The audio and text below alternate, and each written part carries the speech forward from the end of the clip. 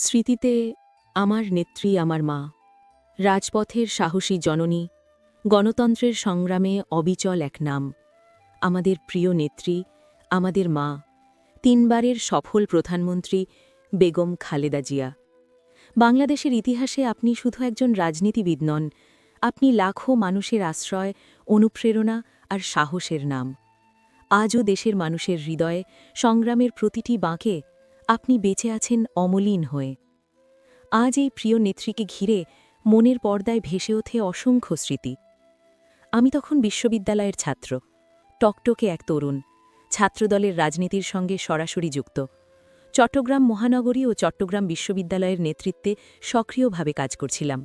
নগর সভাপতি পদে প্রতিদ্বন্দ্বিতার প্রস্তুতিও নিচ্ছিলাম।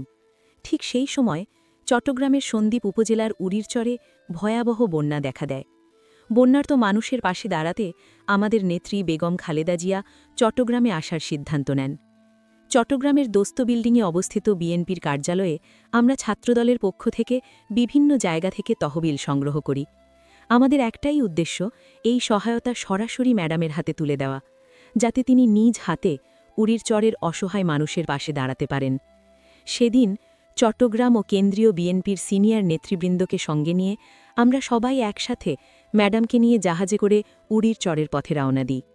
যাওয়ার পথে, ফেরার পথে, প্রতিটি মুহূর্তে আমরা সরাসরি তার সান্নিধ্য পেয়েছিলাম।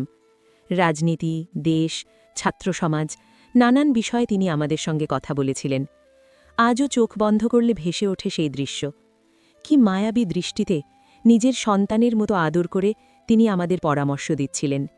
কখনো পাশে বসিয়ে, কখনো হাত ধরে, কখনো হাসি মুখে ছবি তুলে তিনি বুঝিয়ে দিয়েছিলেন, নেতৃত্ব মানে শুধু নির্দেশ নয়, নেতৃত্ব মানে মমতা, ভালোবাসা আর বিশ্বাস। সেদিন এক মুহূর্তের জন্যেও আমাদের মনে হয়নি তিনি শুধু একজন রাজনৈতিক নেত্রী। আমাদের কাছে তিনি ছিলেন একজন আপন মা। এই স্মৃতিগুলোই প্রমাণ করে বেগম খালেদা জিয়া মানুষের হৃদয়ে জায়গা করে নিয়েছেন ভালোবাসা দিয়ে, সাহস দিয়ে, আত্মত্যাগ দিয়ে। প্রিয় নেত্রী, আপনি ছিলেন, আছেন আর থাকবেন বাংলাদেশের মানুষের হৃদয়ের গভীরে। রাজনীতির উত্থান পতনের দীর্ঘ পথ পেরিয়ে একসময় জীবনের বাস্তবতায় আমি প্রবাসে চলে আসি। প্রায় ৩৫ বছরের সেই প্রবাস জীবনেও আমি তাকে খুব কাছ থেকে দেখার সুযোগ পেয়েছি। একজন নেত্রী কতটা অমায়িক, কতটা মানবিক হতে পারেন তা ভাষায় প্রকাশ করা সত্যিই কঠিন।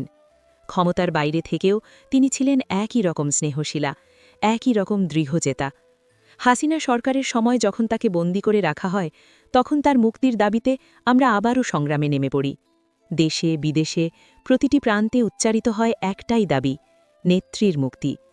দীর্ঘ আন্দোলন আর ত্যাগের পর যখন সেই বন্দিদশার অবসান ঘটে, আমরা সদাই আনন্দিত হই। কিন্তু সময়ের নির্মম বাস্তবতা, ততদিনই শারীরিক অসুস্থতা তিনি পুরোপুরি কাটিয়ে উঠতে পারেননি। তবুও দেশে ও প্রবাসে সব জায়গা থেকে আমরা তার জন্য দোয়া করেছি। আশা রেখেছি হয়তো আল্লাহ তাকে আরও সময় দেবেন। কিন্তু জাতির ভাগ্যের পরিহাস, মহান আল্লাহ রাব্বুল আলামিন তাকে নিজের কাছে ডেকে নিলেন। এই মহীয়সী নারীর মহাপ্রয়াণে জাতি আজ শোকাহত। নীরব অশ্রুতে ভিজে গেছে প্রিয় এই দেশ। আমরা তার বিদেহী আত্মার মাগফিরাত কামনা করি। মহান আল্লাহ যেন তাকে জান্নাতুল ফিরদৌস নাসিব করেন। একজন নেত্রী চলে যেতে পারেন, কিন্তু তার আদর্শ, তার ত্যাগ আর মানুষের প্রতি তার ভালোবাসা চিরকাল বেঁচে থাকবে বাংলাদেশের ইতিহাসে এবং আমাদের হৃদয়ে।